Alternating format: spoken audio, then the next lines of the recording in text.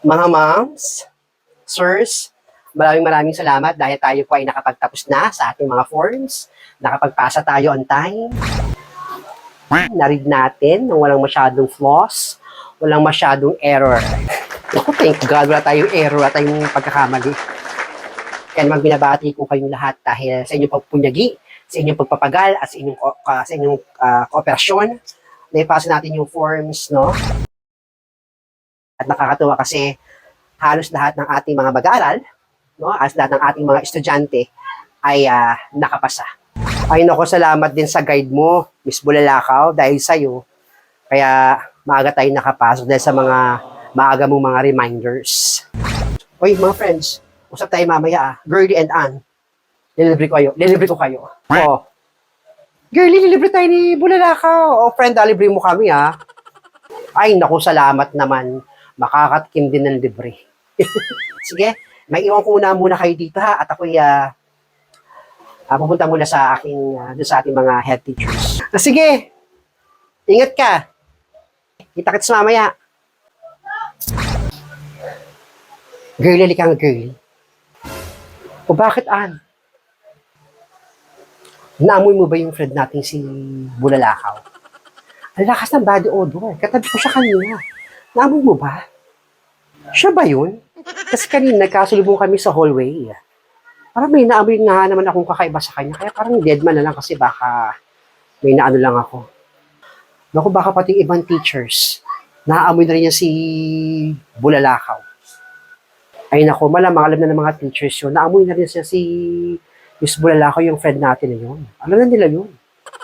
Paano ba natin sasabihin sa kanya na meron siyang putok o meron siyang anghit? Na hindi siya na-offend. Hayaan mo, magpapasaring ako para, o ganito na lang ha, girlie. Huwag ka na magpasaring. Ako na magsasabi kay Miss Bulalakaw.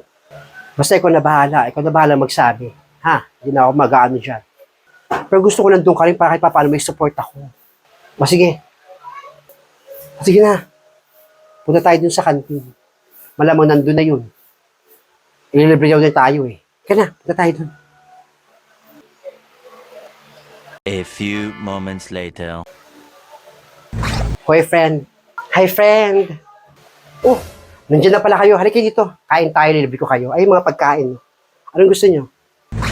Kung gusto ko lang ng burger tsaka hotdog.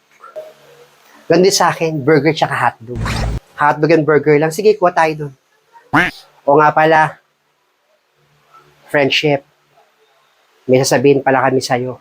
Pero, hayaan ko na magsabi itong si Ann. Ikaw na magsabi, nandiyan ka na. Ano ba yung sasabihin niyo sa akin? About dun sa sinasabi niya sa akin kanina. O Ann, sabi mo na dito kay Miss Bulalakaw yung gusto mong sabihin sa kanya. Ikaw na magsabi. Ganun din, alam mo rin naman na yung sinabi ko sa'yo.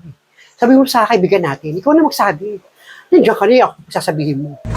Bakit ako? Sabi mo ikaw magsasabi sa kanya, hindi ako. Ikaw na magsabi.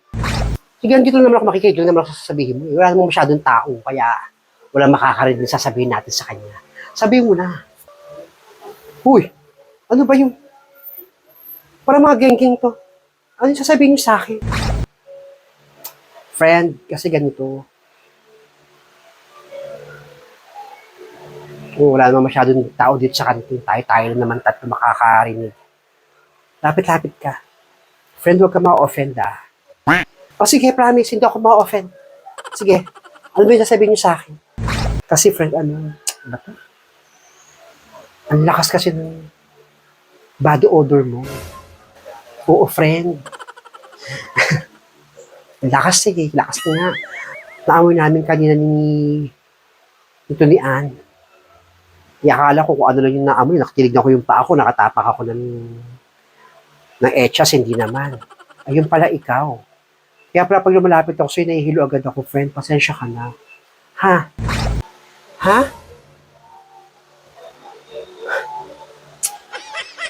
Naku.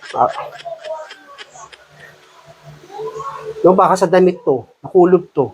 Napapalaba kasi ako dun sa pinsa kong kay Renite. Hindi ko rin naamoy kasi barado itong ilong ko. May baong ka bang damit? Oo, meron naman akong damit nandun sa kotse. Upalit lang mo yan, din pa sa kotse mo. Kunin mo na ha. Pasensya na friendship, dahil ayaw namin ibang tao pa magsabi sa ayaw namin marinig pa sa ibang tao po. At least kami na itong kaibigan mong nagsabi sa'yo. Sana hindi ka namin na-offend. Naku, salamat sa inyo mga friends ha. Sinabi niyo sa akin. Naku, hindi ako ma-offend at least sa inyo nang galing.